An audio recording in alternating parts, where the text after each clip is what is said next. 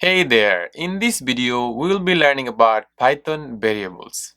First, we should ask ourselves what is a variable and why do we need variables. Let us first add two numbers 5 and 7. We get an output of 12.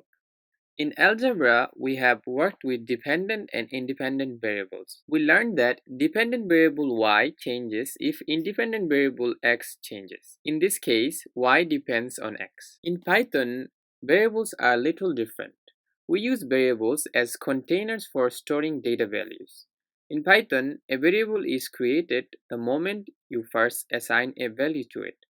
Unlike other programming languages, Python has no command for declaring a variable. So let us take the variable name x, which equals to the value 5. If we run this code by pressing Shift and Enter, we get no output. Now let us take another variable and name it y is equal to Bob. So in these cases, x and y are the containers and it contains some values. Usually if you do any operations and run the code by pressing Shift and Enter, it gives you an output. It also depends on what kind of IDE you are using. Here we are using Jupyter Notebook. We have created a variable in Jupyter Notebook and we did not get any output. This is because x and y has stored some value and we have not asked it to output anything. We can easily get an output using the print function defined by Python. Simply just write print and x or whatever the variable name is. If we run this code by pressing Shift and Enter, we get the value 5. If we print y, we should get the value Bob. Now the question is, can you change the value of 5 and what happens when you change it? Currently x is equal to 5. What happens when we change the value to 12 and how do we even change it? We simply just write x is equal to 12 and run the code. Now if you do any operation on x, what will the value be? So Python, we know that Python variable is a container and it stores the latest value you have assigned to it. So in this case, x is the container which has the value 12 assigned to it now. Now let's verify by printing what is inside the variable x. We just simply write the print function and write x inside. Let's print it and we see that the value of x has changed to 12. Since 12 is latest value assigned to x. Since x is a whole number, Python understands that it is of integer type. We can do operations with variables and here we know that x is same as the number 12. So if we do any operations, it will give us output based on this number 12. We can also assign different types of values to different types of variables, but we do not need to be declared it with any type. Here we have assigned the variable x. We have not mentioned any type for it, but Python understands it to be a whole number or an integer type. We can even change the type of a variable after it has been set. Let's change the value of x to Tom. If we run this code and if we print x now, we will see that the value of x has changed to Tom. Now, Tom is of type string and before the x variable had the type int.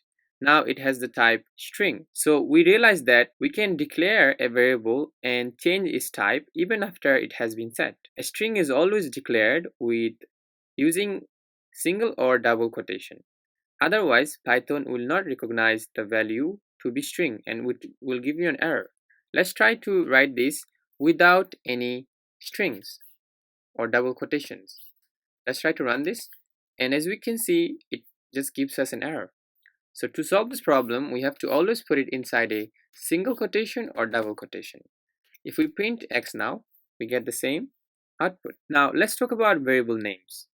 A variable can have a short name like x or y, or more descriptive name like age or name or car name or total volume. Now let us define some rules for Python variables. We should keep some rules in mind when creating a variable. We must start a variable name with a letter or the underscore character. We cannot start a variable name with a number. If we do, it will give us an error. A Python name can only contain alphanumeric characters and underscores, so from A to Z, 0 to 9 and underscore, nothing else.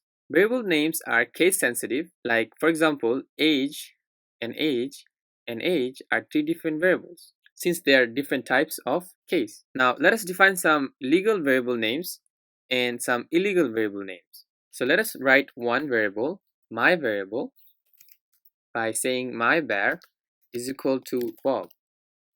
So we will keep the same value for each variables, but we will see if they are legal or not legal. So we know that this one has all letters. This means it's okay and it's a legal variable name. Let's run this and we see no errors, meaning it's good. Now let us put a number before the variable name and write the same variable, but just a number before it. Now if we run this code, what do you guess will happen? Python will throw an error because it's of invalid syntax. A variable name should never have a number before it. If we remove this, we will see that there is no problem. Now let us look at another legal name, which is an underscore in the beginning and then my underscore variable. And it will have the same value, Bob. Now if we run this code, we'll see there is no problem with it. What would be a problem is if we put a dash or a space between the names and we try to run this. We see that Python does not understand this syntax. So Python is saying, what do you mean by that?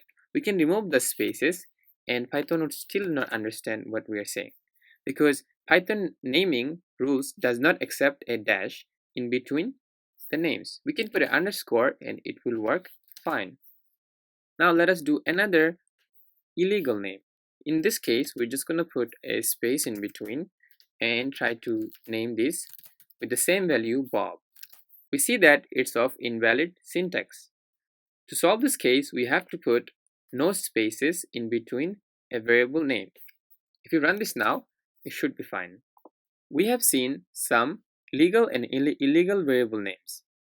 Now we will look at assigning value to multiple variables. Python allows you to assign values to multiple variables in one line. Let's assign three variables x, y, z, which has three different corresponding values. Python assigns them as the order we assign them to be.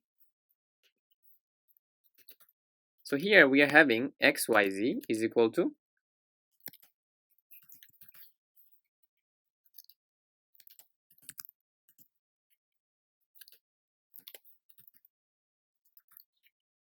here we have assigned x, y, z to have three different corresponding values, orange, banana, and cherry. Python understands x to be orange, y to be banana, and z to be cherry. Let us verify by running this code and then printing each variable names. First we will print x. Python gives us an output of orange. Now let us print y. Python will give us the output banana, and let us print z. We expect Python to give us the output cherry. We will learn more about variables as we progress in this course. Thank you.